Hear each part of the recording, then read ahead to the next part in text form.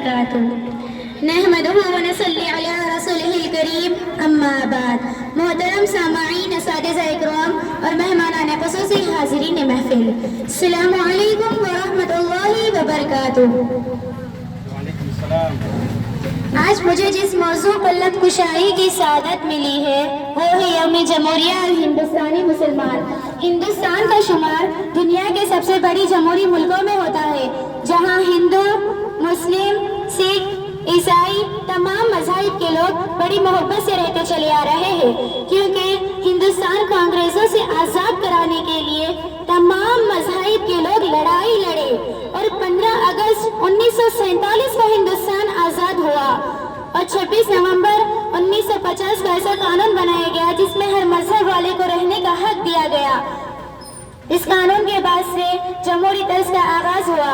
جس طرح کالج اور یونیورسٹیوں میں تقریب کا انعقاد کیا جاتا ہے، اسی طرح مدرسہ اسلامیہ میں بھی پرچم گشائی کے لیے جشن کی تقریب کا اہتمام کیا جاتا ہے، اور طلبہ و عوام ہمارے اسلام نے جو کار نمایاں انجام دیا اور وطن عزیز کے خاطر اپنے جانوں کا جو نذرانہ پیش کیا، اس سے باور کرایا جاتا ہے اور یہ بھی بتایا جاتا ہے کہ ہندوستان کی آزادی میں مسلمانوں کا رول بہت ہی اہم رہا ہے۔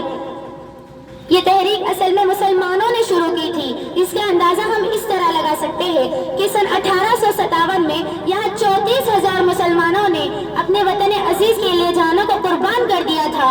کسی شاعر نے کیا ہی خوب کہا ہے کہ گلستان کو لہو کی ضرورت پڑی، سب سے پہلی گردن ہماری ہی کٹی۔ گلستان کو لہو کی ضرورت پڑی، سب سے پہلی گردن ہماری ہی کٹی۔ پھر بھی کہتے ہیں یہ مجھ سے اہل چمن، یہ چمن ہے ہمارا تمہارا نہیں۔ اور بہت سے لوگوں کا یہ کہنا ہے کہ مسلمانوں نے ہندوستان کو کیا ہی دیا ہے۔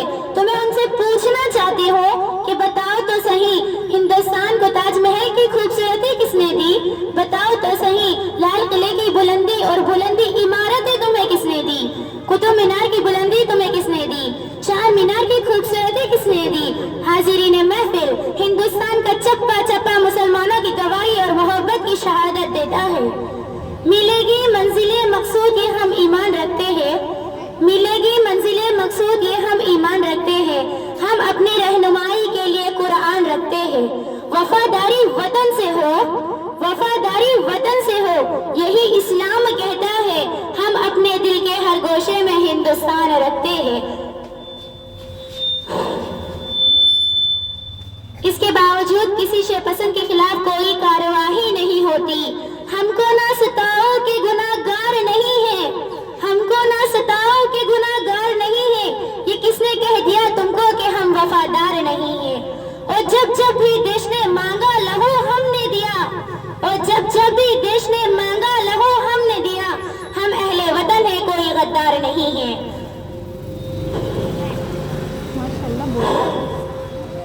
اور اس کے بعد آزادیاں، جس طرح حاضرین محفل، جب ہمیں آزادی ملی، جو قانون ملک کے لیے بنایا گیا، اس میں ہر مذہب اور ملت کے لوگوں کو اپنے مذہب پر چلنے کی آزادی عطا کی گئی۔ اس میں بتایا گیا کہ ملک کسی مذہب کی بنیاد پر حکومت نہیں کرے گا، جہاں ہر مذہب کا مساوی طور پر احترام لازم قرار دیا گیا ہے۔ قانون ہند کے مطابق ہر ہندوستانی شہری، چاہے وہ کسی بھی مذہب کا ماننے والا کیوں نہ ہو، قانون کی نگاہ میں برابر ہے، اور ہر شہری کو آزادی رائے، آزادی خیال، آزادی مذہب کا حق حاصل ہے۔ دستور ہند میں اقلیتوں کو بھی ان کا حق دیا گیا ہے تاکہ وہ اپنے علیحدہ تعلیمی ادارے قائم کر سکتی ہے اور اپنے مذہب کی اشاعت کر سکتی ہے۔